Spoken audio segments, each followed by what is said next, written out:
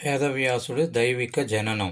ఒకరోజు పరాశర మహర్షి పవిత్ర ప్రదేశాలను దర్శిస్తూ యమునా నది తీరమును చేరుకొనెను.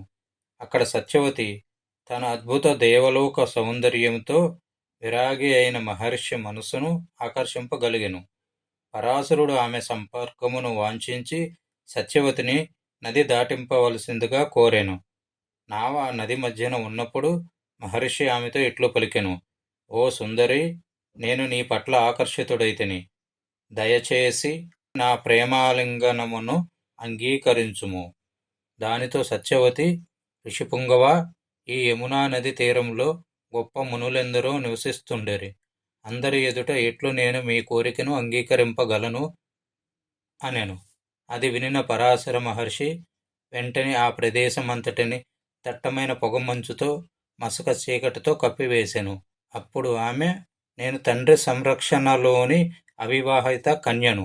నేను నా కన్యత్వాన్ని కోల్పోయి తిరిగి ధైర్యముగా గృహమును ఎలా చేరగలను అని అడిగెను. పరాశరుడు, ఓ సుందరి, నాతో సంపర్కము అనంతరము కూడా నీ కన్యత్వము కాపాడబడును. ఇదే నా హామీ. అంతేకాకుండా నీవు నన్ను అంగీకరించినచో ఏదైనా ఒక వరాన్ని కూడా కోరుకోవచ్చును అనెను. సంతోషించిన సత్యవతి, ఇక నుండి నా శరీరము చేపల దుర్గంధమును కాకుండా అద్భుతమైన దివ్య సుగంధమును వెదజల్లవలెను అని ప్రార్థించెను. పరాశర మహర్షి ఆనందంగా అట్టి వరాన్ని అనుగ్రహించి ఋతుస్నాతమైన ఆమెను ఆలింగనం చేసుకునెను.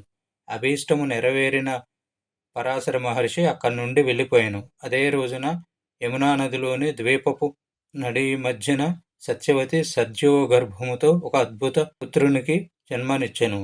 అదే రోజు శిశువు పెరిగి పెద్దవాడయ్యను. తపోజీవనమునకు సంకల్పించిన అతడు సత్యవతితో, మాత, అరణ్యాలకు వెళ్ళుటకు నన్ను అనుమతించగలవు. నా అవసరం ఏర్పడినప్పుడు నేను నీ వద్దకు వచ్చేదనని హామీ పలికెను. పరాశరుని కుమారుడు ద్వీపంలో జన్మించుట చేత ద్వైపాయనునిగా, పిమ్మట వేదాలను సంకలనము చేసినందున వేదవ్యాసునిగా పిలువబడెను.